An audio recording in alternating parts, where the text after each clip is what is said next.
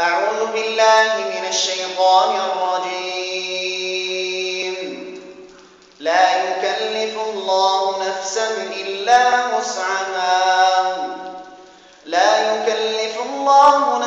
إلا وسعها لها ما كسبت وعليها ما اكتسبت